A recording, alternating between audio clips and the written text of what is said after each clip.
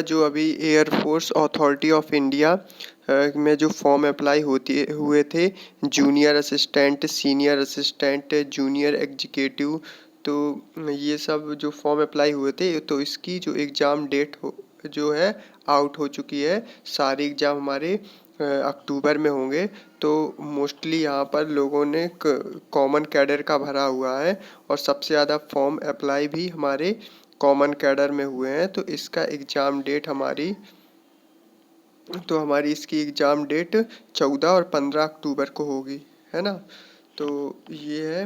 और इसमें इस वीडियो में मैं आपको सब A to Z सारी चीज़ें बताऊंगा कि इसका सिलेबस क्या है, cut off, sectional cut off, sectional timing, ठीक है, एग्ज़ाम लेवल क्या रहेगा, क्योंकि इसको IBPS करा रहा है, नेगेटिव मार्किंग रहेगी, मतलब वैकेंसी से रिलेटेड, मतलब इस वीडियो को देखने बाद आपको कोई और डाउट बचेगा नहीं। तो ये वीडियो आप पूरा ध्यान से देख लीजिएगा।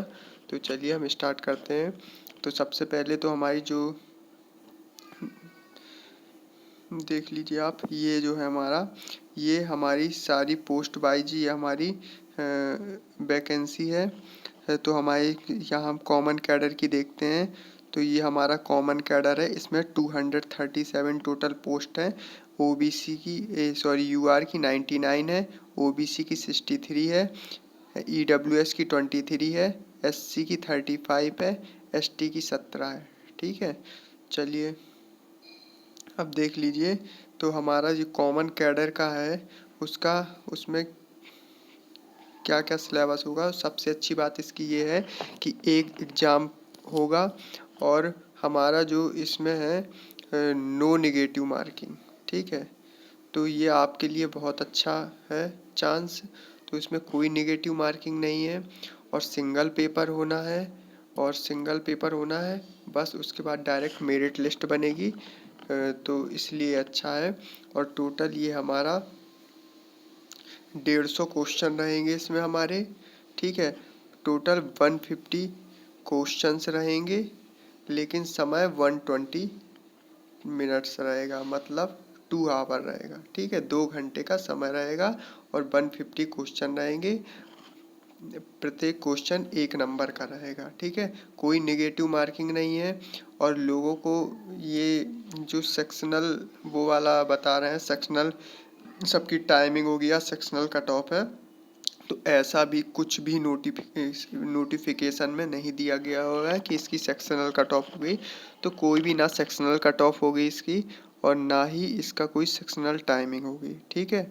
तो ये डाउट। और देख लीजिए, हमने आपको जैसे बताया कि इसमें हमारा 14-15 अक्टूबर को इसका एग्ज़ाम है, तो सबसे ज़्यादा फॉर्म इसी में अप्लाई हुए हैं। तो ये 14-15 अक्टूबर को एग्ज़ाम है। और अब देखिए, क्योंकि इसको हमारा IBPS करा रहा है, तो ये क्योंकि ये बैंक के एग्ज़ाम कराता है, तो हमारा क्या होगा इसके लिए, है ना। तो पहले तो आप देख लीजिए, जो हमारा ये है हमारा रीजनिंग है। तो इसमें देखिए, बैंक में अगर IBPS करा रहा है तो आपको रीजनिंग का लेवल थोड़ा अच्छा दिख सकता है, क्योंकि ये पजल्स वगैरह पूछ लेता है ना, पजल वगैरह पूछ लेता है इसमें। और देखिए, आपको इसमें इन्होंने कोई इस तरह का हमारा, मतलब इन्होंने सारा सिलेबस नॉर्मल ही दिया हुआ है। इसमें इन्होंने एनालॉगी और मतलब ये हमारा सिलेबस नॉर्मल ही है। कोई हमारा इसमें पजल वगैरह का कोई भी जिक्र नहीं किया गया है। तो हमारा सिंपल ही सिलेबस है, तो हमें कोई ज़्यादा दिक्कत नहीं है, ठीक है। SSC की तरीके पूरा पैटर्न है।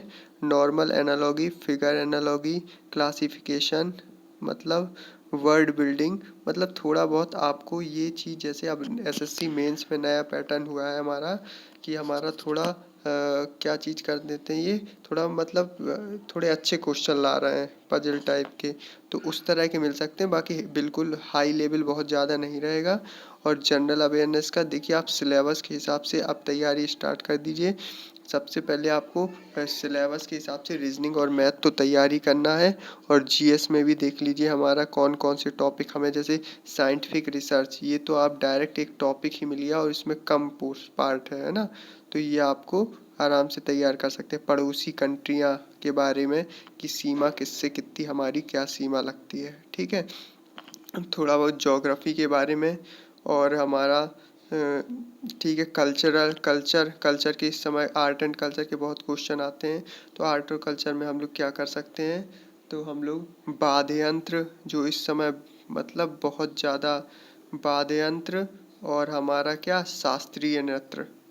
ठीक है, ये जो एग्ज़ाम दे रहा होगा उसको पता है ये कितने इंपॉर्टेंट टॉपिक है। तो ये दोनों टॉपिक तो कल्चर आपको करके ही जाना है कि कौन सा वाद्य यंत्र कौन बजाता है, कौन सा शास्त्रीय नृत्य कहाँ का है और कौन करता है।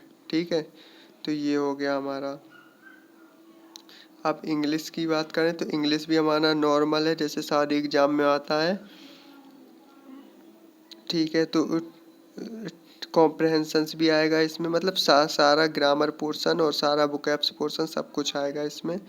ठीक है, तो और a story and the two other, तो हमारे कुल जैसे एसएससी मेंस दे रहा है हमारा, तो इसमें भी हमारे 3 पैराग्राफ आएंगे। ठीक है, 3 कॉम्प्रहेंशंस आएंगे। ठीक है, 2 हमारे जो हैं वो करंट अफेयर पर आधारित होंगे और एक किसी स्टोरी पे आधारित होगा। तो समझ लीजिए 3 कॉम्प्रहेंशंस आ रहा है, मतलब 35 क्वेश्चन है। अगर 3 आ रहा है, अगर 5, क्योंकि इसमें 5-5 का पेयर होता है, तो अगर 5 क्वेश्चन का मतलब 5 का एक कॉम्प्रहेंशन आ रहा है तो मतलब 15 क्वेश्चन तो इसी के हो जाएंगे, है ना। तो इस पर बहुत ध्यान दीजिए आप लोग, कॉम्प्रहेंशन रीडिंग करिए डेली। ठीक है, तो ये हमारा और ये हमारा क्या आ गया, मैथ का सेक्शन है। तो इसमें नॉर्मली मैथ में सारा वही सिलेबस है हमारा। थोड़ा आप लोग जिसको मतलब ये कम आती हो, क्या बोलते हैं, एडवांस, तो वो देख लीजिएगा।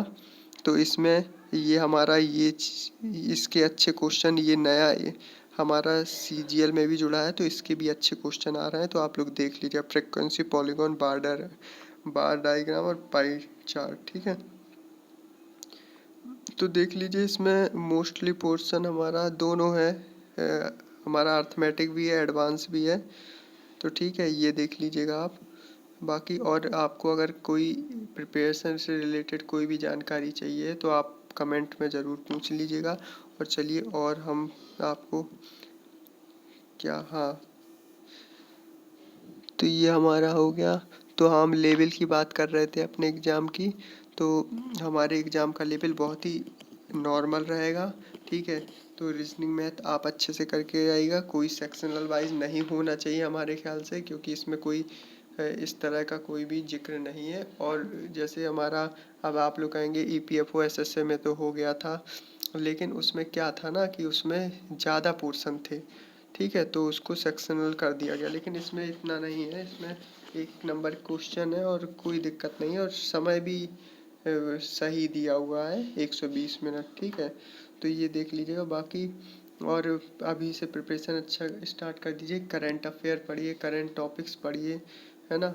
इसमें देखिए हमारे करंट अफेयर के वगैरह है कि या नहीं। हाँ, तो करंट इवेंट, तो करंट इवेंट मान के चलिए आप। करंट इवेंट में देखो आपको क्या क्या पढ़ना है।